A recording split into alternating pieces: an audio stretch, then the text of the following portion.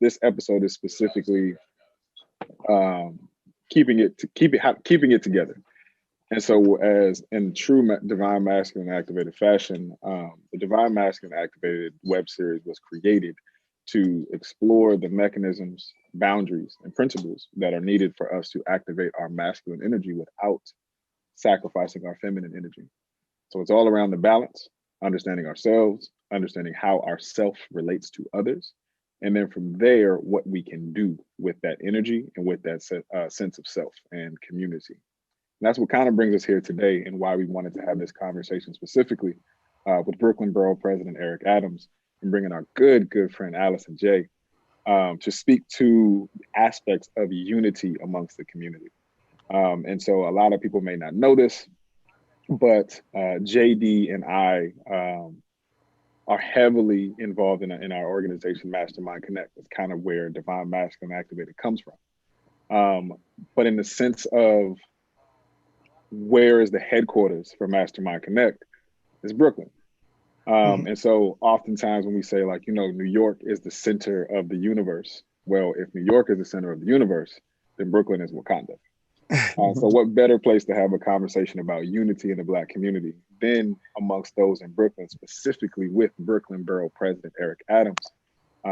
So Eric, we are honored to have you here today and just wanted to say hello to you very briefly, give you a quick second to introduce yourself if you need to, or we can take it because we know you and we love you. But the floor is yours for a quick second.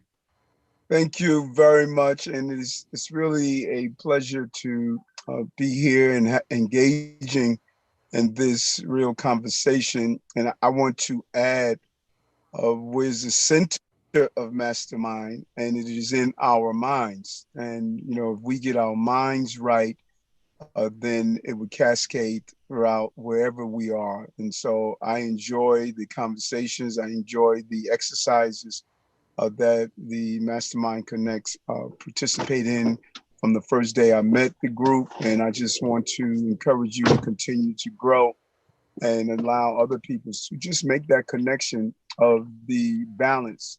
No matter what cultures you see, there are conversations about balance and how do we tap into both our masculinity and the feminine aspects of who we are as human beings.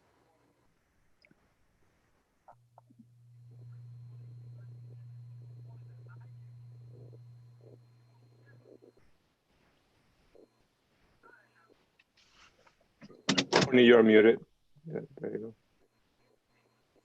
All right. Thank you for that. Thank you, Eric, for that introduction and kind of grounding us in that. So for those of you all that are familiar with the Divine Masculine Activated web series, this today is going to be a little bit different.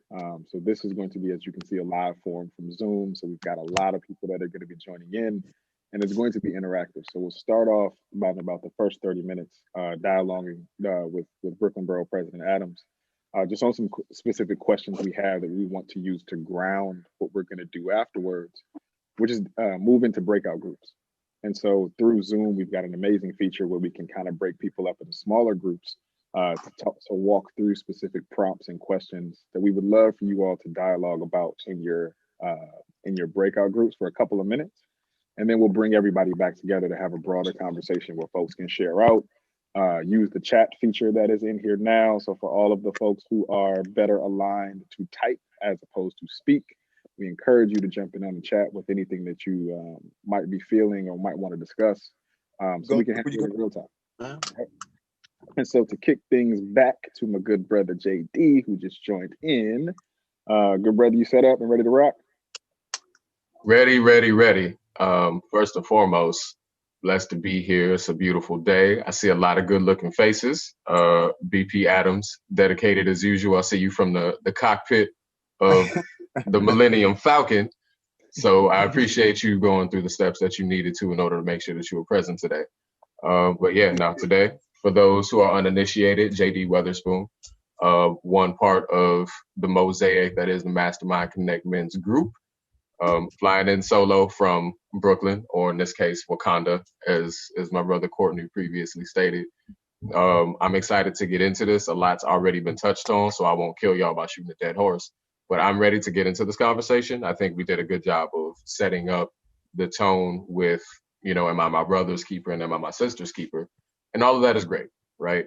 But at some point, both sides of the aisle are going to need to learn how to effectively communicate with each other if the collective is going to progress. And I think that's really what we are seeking to dig into here with the breakout rooms today.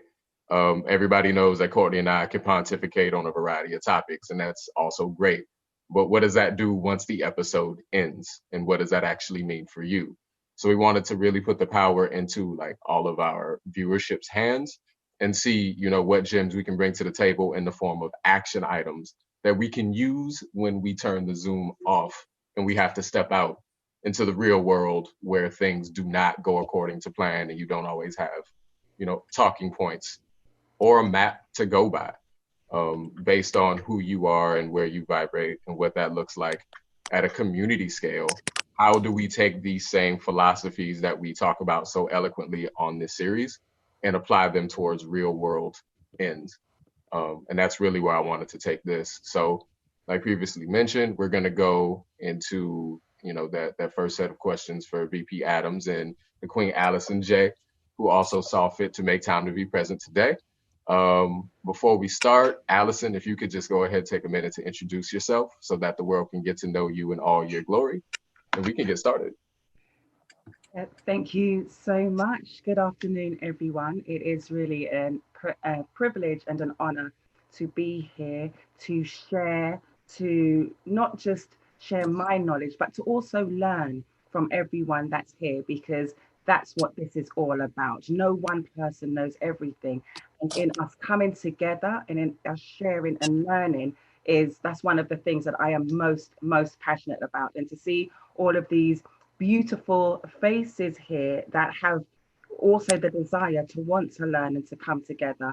For the most part, a little bit about myself. I'm originally from London. I now live in the DMV area. I've been in the US for coming up to 9 years now. I am a coach. I am a staunch advocate for all things that lead to the healthy Black family. So as a result of that, it was an honor to actually connect with JD, to speak with him, and now be a part of the Mastermind Connect family. And thank you also for welcoming me so warmly. Absolutely. Thank you very much, Allison. And we will, of course, like I said, broaden the conversation in just a little bit after we get through these initial questions with VP Adams. But to kick things off, one of the things that we often talk about on the DMA is this concept of principles and how having principles aligns to what we call a due north. So like, what is your North Star in terms of what's leading you, and then what grounds your leadership? And so VP Adams, for you, in the work that you are doing as a servant leader on a macro and a micro scale, I'm sure that there's something that is like the grounding due north for your leadership. What would you consider that to be? I believe it's really always asking the question, why am I doing what I am doing? Because you will find that we must cycle into a place of unlearning so that we could learn why we are doing what we're doing.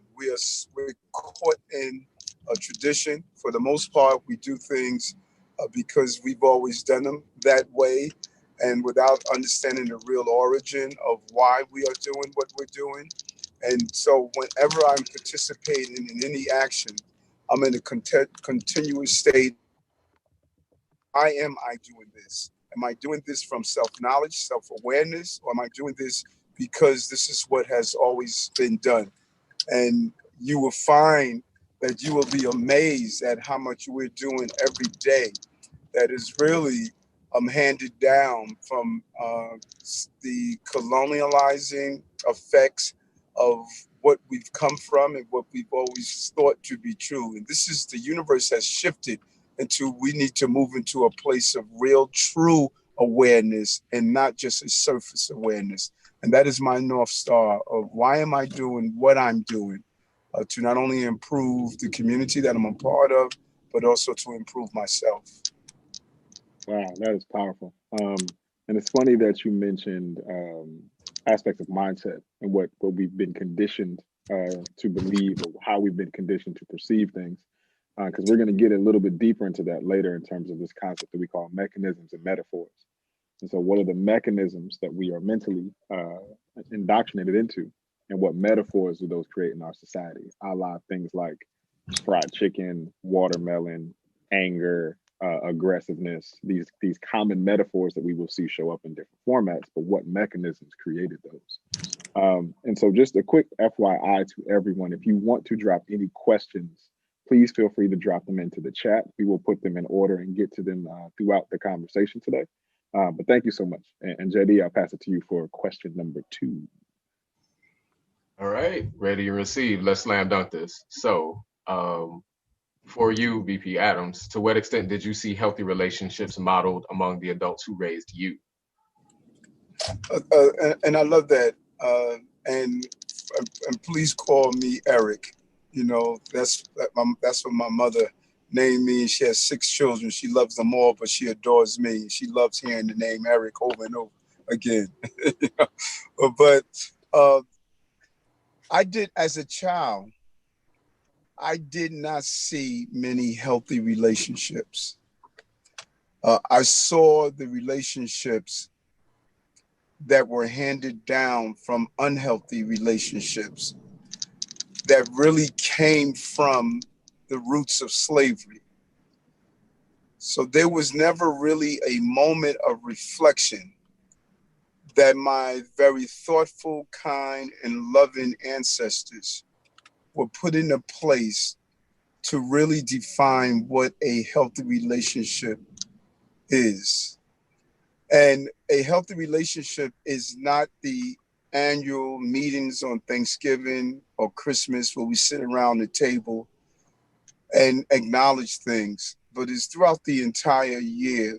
How do we communicate? How do we display real love and affection, not only in a sexual way, but doing those things that are important? How are we supportive? I did not see those things. And it took my own journey to start discovering those things. And one of the most important things I learned is that we often talk about how do we treat our mates, but I think the better question is, how do we treat ourselves? There's a reason you get on an airplane and the crew, the cabin crew states, place a mask on yourself first during an emergency before you placed it on a travel companion. Because if you're not good to yourself, you're not going to be good to anyone else. And if my pursuit is to find who I am not inside someone else, I'm setting myself up for failure, and I'm setting up the next person at an expectation that is no one is able to meet.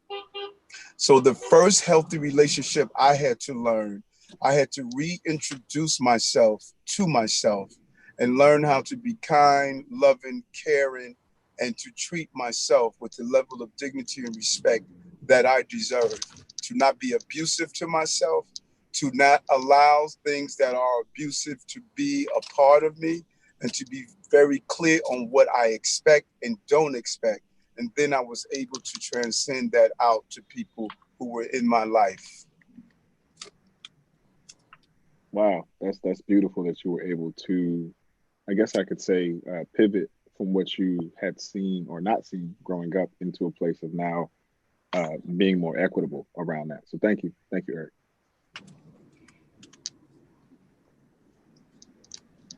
All right, so our next question, and now this one is for Allison. Wanted to kind of expand, and just for a bit of background, Allison was involved in an exercise that JD and I put together a few months back, where we brought together a group of women, and we just wanted to hold space to ask them questions and really get not just their opinions, but their ideas, their stances, and their principles on a lot of the different topics we discuss. And one of those topics was platonic intimacy. It's something that we've talked about a little bit in DMA, but it is a topic that does require a lot more unpacking to truly understand and define it individually as well as collectively. And so, Allison, for you, To what extent did you see platonic intimacy modeled for you in your life? And then a follow up to that, how does that modeling affect the way you learn to trust men and women specifically? But for myself, I grew up in a very close knit community because growing up in the UK, all of my peers are first generation British. And a lot of people don't realize that they, yes, Black people were in Europe for centuries, but not in the volumes that you see nowadays. And so I actually don't know anybody in my age group. I would say between, say, 10 years older to 5 years younger, that is not first generation British. And I say that to say, as a result of that, our communities were very, very close knit. So you did see a lot of platonic relationships between our parents, which then filtered down to my peers and myself. So with that respect, I've got a lot of big brothers and a lot of big sisters, a lot of uncles and aunts that are not biologically related to me. And we were able to build on those relationships. And it was because we saw each other as brothers and sisters that allowed us to have a certain level of intimacy that I don't believe the generations coming up now have. And from my personal experience, the way that that affected me was as I was coming up, into some respects, I was too trusting as I entered into relationships because I thought that everybody, and in my naive mind, and especially because I grew up in the church as well. So I grew up trusting everybody, and everybody's going to tell me the truth. Nobody's going to lie to me. I had a very rude awakening. The first person I dated or came into contact with outside of that was when I was 21. He didn't have that same background and upbringing as I did. So I went into it thinking that this is going to be great. We're going to have, before we started dating, we were friends. And I thought this was going to be the same kind of thing. And it wasn't. So I went into things very green and very naive because of the experiences that I had had, thinking everybody came from that same pool. Because to this day, and I'm a minute away from 50. And to this day, those relationships that I grew up with, the platonic, we are still very close, very tight. And that really boded well for me. But again, going back to knowing that not everybody had that experience, and I had to learn that, and I had to adjust how I interacted with people when I realized that, hold on a second, you've got some people that don't come from that, and they are going to bring a level of hurt into it. And if I can briefly touch on what Eric was saying earlier about the experience, the US experience of modeling and seeing healthy relationships. I once heard Denzel Washington in a speech say, is the system rigged? Absolutely, but it doesn't mean we should help it. And the only way that we can stop helping it is if we have forums like this, where we can discuss, where we can learn, and we can start to heal so that we can then start to have healthy, platonic, intimate relationships.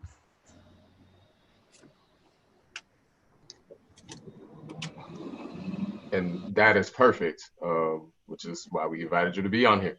But it's also a great segue because Eric, I definitely want to get your way in on, that same premise. To what extent did you see platonic intimacy modeled, and how did that affect the way that you learned to trust men and women? Because the way that our intimacy is affected sort of starts with the same sex in many regards. No, so true. And I believe it does.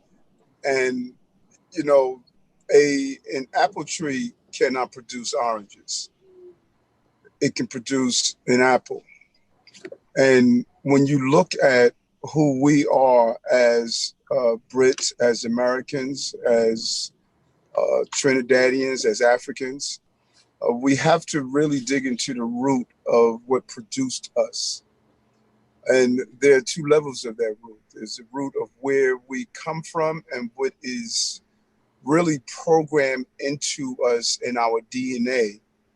And then the replanting of who we are based on, again, the colonizers. We can't ignore the colonizers and the replanting of who we are and how we become what we are today.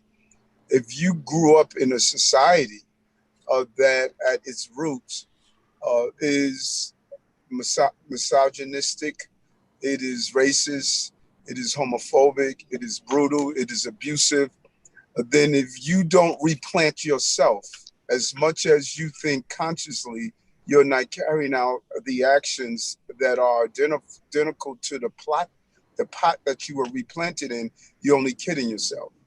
And that is why these conversations are so important, because it's going to compel us to dig into some painful moments. We have to sort of go back through where we were to get to where we ought to be. And that includes the relationships we must have with the men and women of the same sex that we consider to be friends. Why are they around us? It would surprise you how many people are not around you to see you grow, but to see you stand still or to see you regress. It would surprise you why people are around you and why they are in your lives. And I'll never forget Muhammad Ali coming out of the ring one day from boxing, and a woman came to him and said, Cassius Clay, which was his name at the time, I never missed any of your fights. And he stated, well, you must be one of my greatest fans. And she says, no, I don't want to miss when someone kills you in the ring. Wow. You'll be surprised how many people are there because they don't want to miss your fall. They don't want to miss the moment of your demise. And if we don't start properly defining what friendship really means and what healthy relationships really are, then we're going to kid ourselves. People are in pain. They are hurting. Hurt people hurt people. And if you can't properly define that I'm in a healthy friendship and relationship with someone of opposite sex or same sex, you're setting yourself up for failure. People are who they show you they are. You must make the determination, are you acknowledging what they're showing you? And then you must make the right decision. Oftentimes, we ignore the decision and we look back and we're disappointed at their actions when in fact, we need to re-examine ourselves. Why do we always attract people who hurt us? Why do we always attract bad friendships, bad love affairs, bad spouses? They can't be all wrong. We have to start asking ourselves, what are we doing? Man, all right. Very well said. And Eric, you touched on one of the things that we talk about often here, which is people go on people. People are going to do what people are going to do. And our propensity to try to control that or even have an impact on that is where we immediately create disharmony. So thank you for that. If I could just add on that, because that's very important what you stated. We have to create our criteria. You know, if I am in any type of relationship where you can't communicate with me, if your communication is yelling, screaming, violence, then those are the prerequisite to a healthy relationship. If we can't communicate, we can't sit down and talk through anything, because I don't agree with myself all the time. So no way I'm going to agree with another human being all the time. But I do agree that I sit down and I talk to myself. And if you have a friendship or a spouse or relationship where that person is not able to communicate, and then you give them ways of improving their communication skills, you give them ways to help their internal healing, and they're not willing to take that, and if you're going to embody the energy, well, eventually they'll change. Wrong. They are who they are until they are ready to become who they ought to be. And we all have the abilities inside us to become who we ought to be. But the first step towards that is acknowledging who you are and where you want to grow. And if they're not willing to do that, then they're not going to grow. They'll grow temporarily. They'll grow to put their best foot forward. They'll grow to get what they want. But it's not about that surface growth. It's about that internal growth. Beautifully said. I think that is a great segue towards us, wrapping it up with you, Eric, because I know we've got you for a short period of time today. And so people, growth, unity, community are all pillars that sound like they are parts of your due north. And so as we begin to transition to the next part of our conversation today, Eric, just wanted to give you the floor one last time before you depart from us to say anything that you would like to put forth, and then we'll keep it moving. We are at a pivotal moment in our human creation. There was an amazing experiment that took place in Geneva, Switzerland. I believe it was in 1997, where a group of reporters were there. They took a piece of matter and they divided it 7 miles apart, and they impacted one piece of the matter, and instantaneously the other piece of the matter 7 miles apart dealt with that impact. It proved something that Einstein said was not true for many years. It proved that even when a piece of matter is separated from its original core, it is still connected. I say that to say you and I are all connected. We're universally connected. I cannot do something to you that's not going to impact me in a very real way.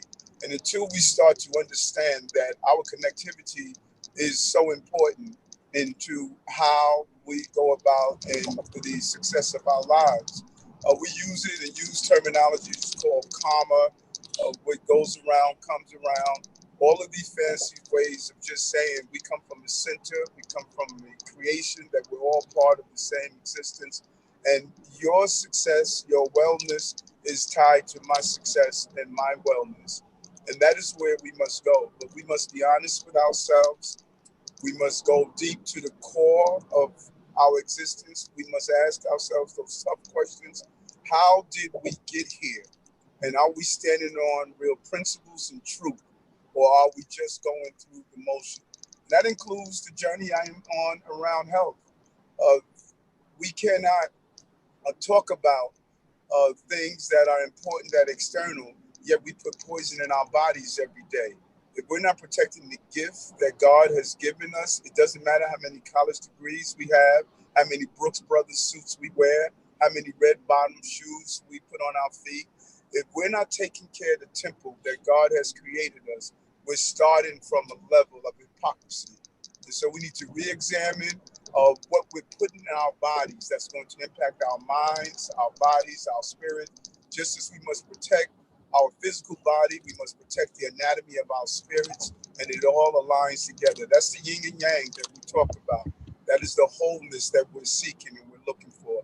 And I'm on that pursuit. I'm nowhere near where I ought to be, but I'm a long way from where I was because I acknowledge my frailties and I want to improve on them. So eloquently said, and thank you so much for the gems. There were a few nuggets on that. So quick recap. Listen, keep it 100, and that begins with yourself, right? Your relationship to your body, but primarily to your spirit. You have to nourish yourself before you can nourish anybody. Put that oxygen mask on first.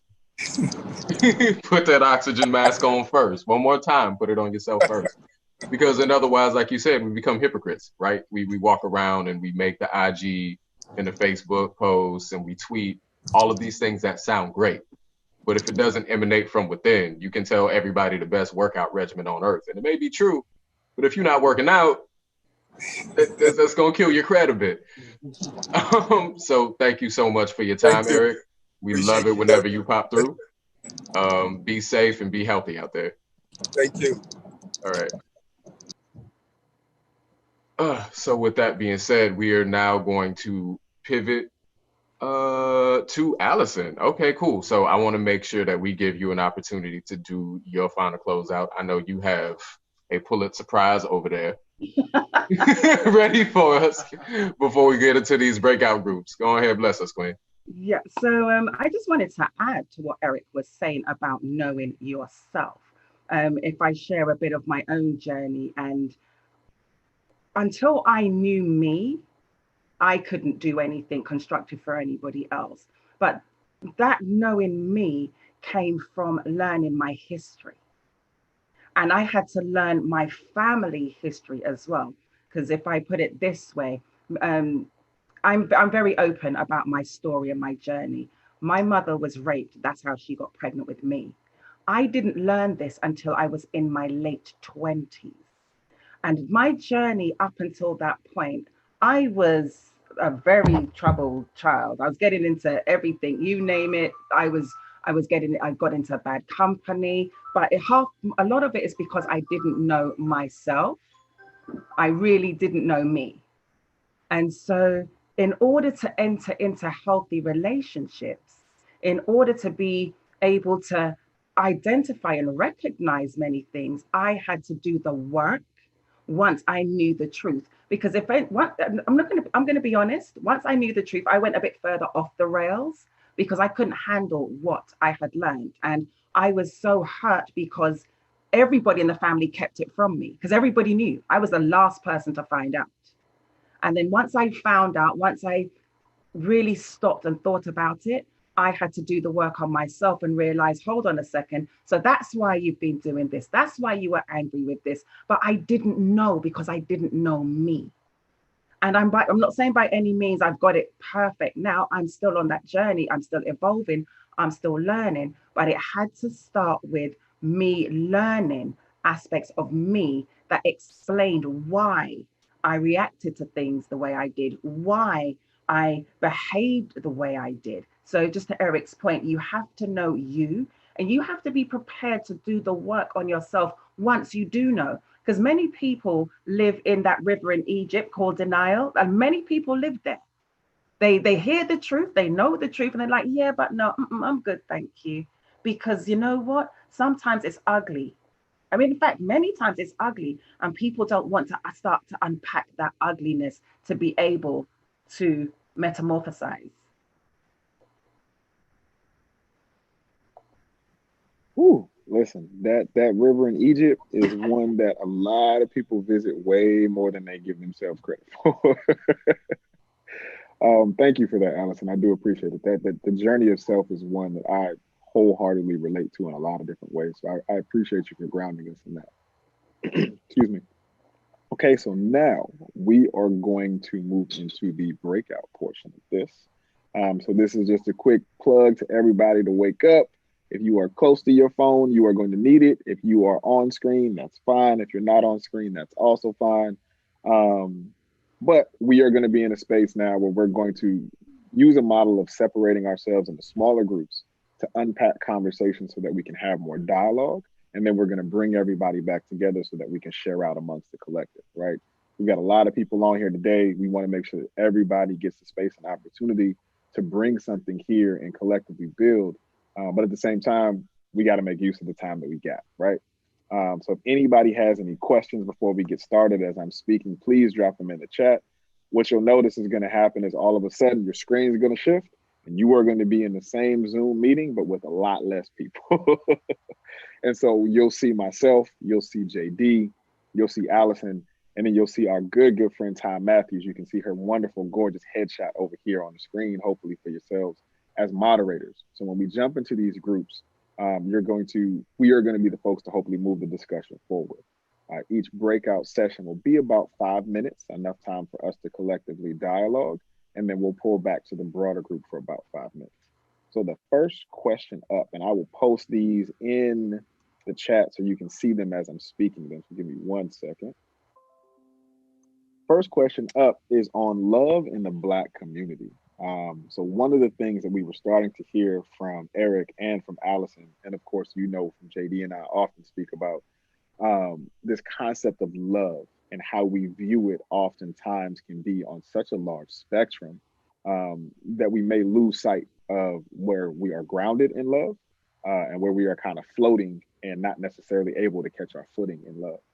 So love specifically in the Black community, does the Black community, current US context, and I give that to Allison because you could have a whole thesis report on what that means from the cross the pond perspective. Does the Black community have healthy relationships with love and relationships? Three people, sorry, you'll see that in there. That's just from my notes, but we'll have a couple more people in the breakout session. But what we're looking at here is, in what ways do you see men and women in your own specific cipher applying principles of mutual compassion for others and self-care, or in the community or at the community level? And so a lot of what you can see here in the chat is just built around helping us unpack this before we jump into the breakouts, kind of giving you some framing for this a little bit. So if anybody has any questions, let me jump in really quick. Give me 1 second to look through this. All right. Oh, no, I'm sorry. Tye, we will not have you as a moderator. I apologize. I saw the questions, the text coming in differently. My good friend Denise, since we have you here, by chance, would you be willing to be a moderator? Sure. Hey, I was hoping for that. Thank you very much. All right. So those will be our moderators: myself, JD, Allison, and the good, lovely sister Dominican Denise. So we've got our first prompt here, ladies and gentlemen.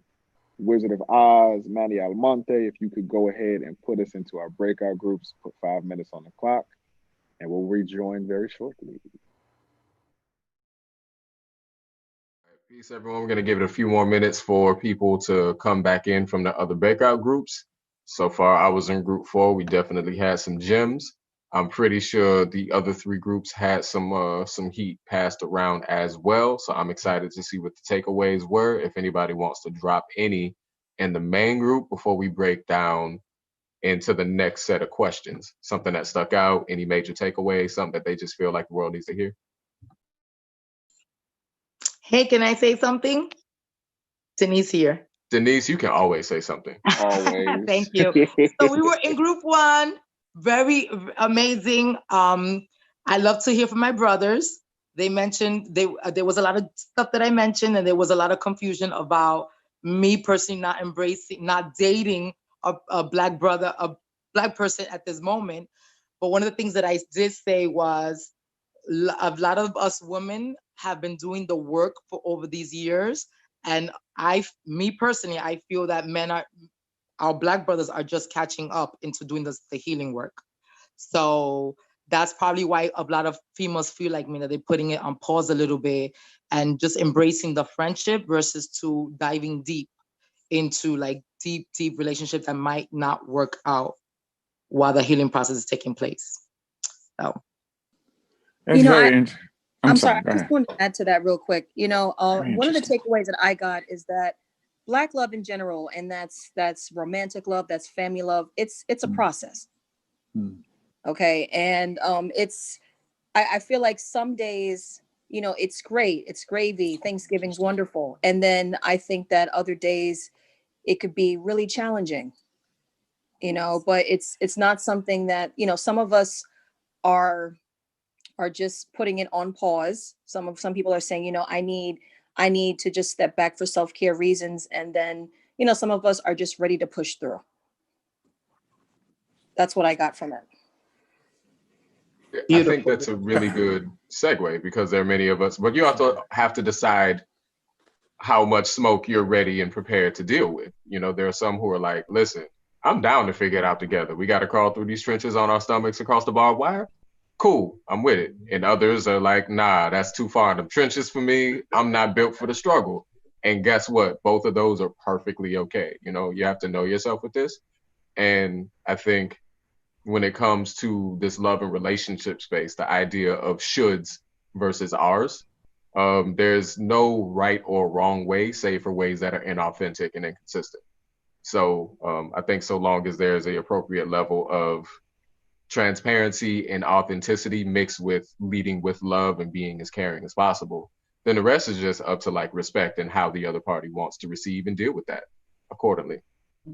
Can I just add something from our group? I was really blessed with the contributions from the group that I was in, because we had somebody that's in their teens right through to someone that's an older, close to the age of 50, and sharing the experiences. We learned that the young people nowadays, they don't see that. They don't know. They emulate social media, because guess what? They don't have real examples of what healthy love and relationships look like. So it's a struggle from the teenage age group as well. And then we've got some beautiful Black men in this group. They're doing the work. They're going to therapy. They've recognized that, hold on a second, I need to fix me. I need to work on me. And they're doing the work, they're doing what it takes, because they want to have healthy relationships. They want to. And I think that's something that we could potentially and possibly be missing, that a lot of men, they actually want to have healthy relationships. They want to have healthy love. They don't know how. And some of them are actually doing that work on themselves to be able to start on that journey to get there. And I just want to say, I was in Allison's group, such a beautiful blessing to have her moderate, but to echo her point, and also Atiya's point, which I think is very important when she underscores the process. Because to be in our group and have that age disparity, we had Ryan, who was 19, and then I think Alonzo, who was in his late 40s. And that is the process, to elect a certain partnership, whether it be sexual or not, but having no reference point, how can we then get to health? If I'm 19 and I'm growing up in a social media era where there's a presentation that is for the most time false, then I'm setting my criteria based on that versus a different generation who grew up within a process, who grew up knowing how to set the criteria because they knew what they saw in which they wanted or didn't want. So I think that process, like Atiya said, is so important to understanding health, because if you don't have that, then how am I gauging what's healthy to begin with? And that is the perfect segue to question 2, which is, and I'm posting this now, healing in the Black community. Why has the work of healing been relegated to Black women's work? And what can we do to encourage Black men, or as we established, there already are some, how do we encourage more of the brothers to begin this healing work as well? And if not begin, stick with it. And this is the breakout group question. I just wanted to coin that. And also, vintage folks is the new hashtag. Thank you, Denise. We're going to take that one. So yeah, feel it. Good Wizard of Oz behind the boards. If you can drop us into breakout groups again. That last question really quickly. So just for the sake of time and making sure we respect everybody's time, this will be the last question of our conversation, but this should not end the conversation. We'll take 5 minutes for this breakout group. We'll come back for 5 minutes to share together to close out. And then we will send you all into your beautiful lives. But please continue these dialogues. We will create more space for this in the future, because I know this one was very tight and short on time. But we love you. We appreciate you. Let's get this work. Anybody have anything they want to share from their breakout groups, words of wisdom, things that kind of made their minds bump a little bit? I think this conversation transcends just, I know it's supposed to be about Black love, but I see it bigger than that. And I see it almost, it actually applies to the way that we interact with our coworkers, our families, maybe even our neighbors. Mm-hmm. Absolutely. That's a heavy one right there. Thank you, Tia. No, it definitely You're should. welcome. And it begins with, I think, all of us, back to that singularity piece that Eric mentioned before he had to step off. Like, we all come from the same initial particle. We were fractured and splintered and reassigned based on scientific nomenclature at the time. The only difference in skin color is just based on UV radiation and exposure. So the needs are still fundamentally the same. However, because of culture, we have to appeal to those sensibilities in different ways in order for it to stick, right? This is all branding. Like, it doesn't matter what's on the front of the cereal box. It's wheat and sugar. This is how we need our wheat and sugar. And until we get our house in order, well, then a pillar that holds up the society, and really, if you're talking about the US context, the most important one, because we built this shit, we have to get ourselves in order to, number one, sustain, because whether we or the world likes it or not, as a people, we tell the world what to do. Whether that be stuff that's cool, whether that be stuff that's interesting, like if BS is coming through us, the world is going to mimic it, even if they don't like us. So whether we like it or not, there's a certain level of responsibility and accountability, even if the spoils of that culture are not spread about in a way that is equitable. At the end of the day, the work still needs to be done. And I just want, I'm sorry. No, go ahead, Tye. I just want to say I'm thankful for this space because it offers a space where people can articulate the different, everyone is going through a different process. Everyone is on a different level, and it's okay. And no one has the answer. You know, you have someone here that's 19 years old.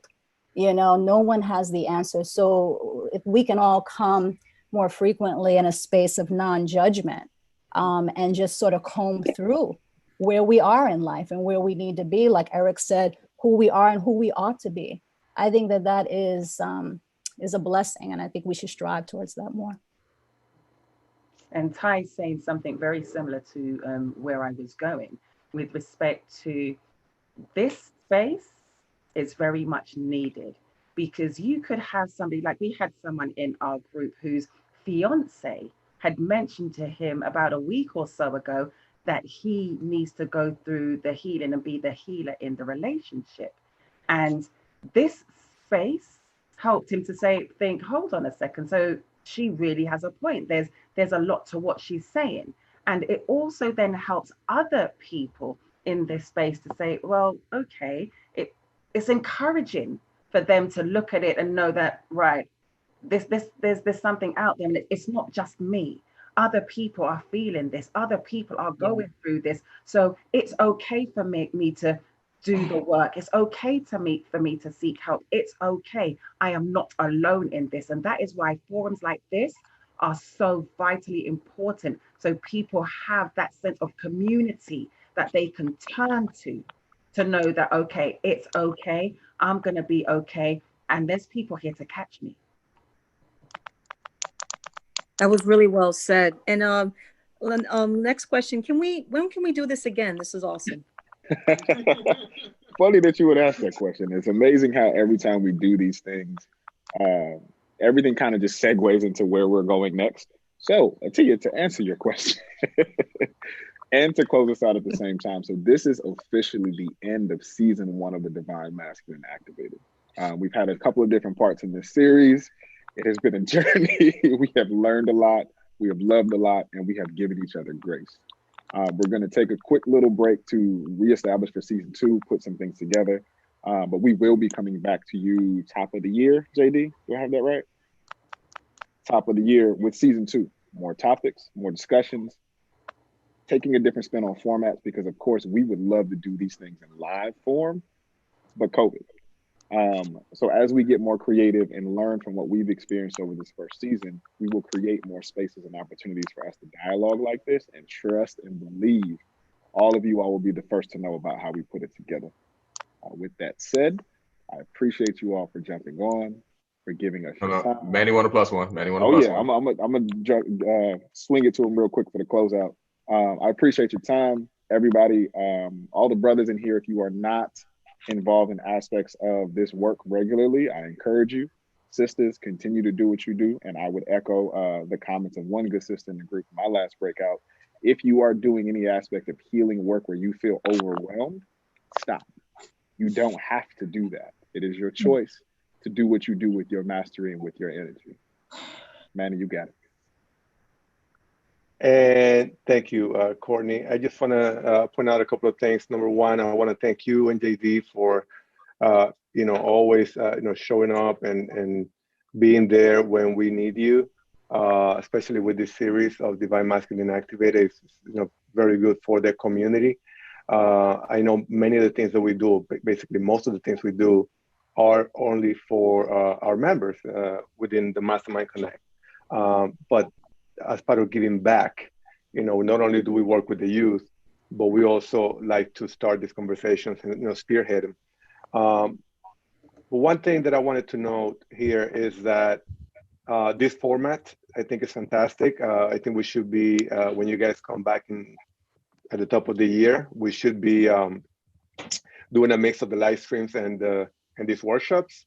There will be a live stream next Thursday for a new series that we're going to call Black Roses, and it's about love, relationships, sex.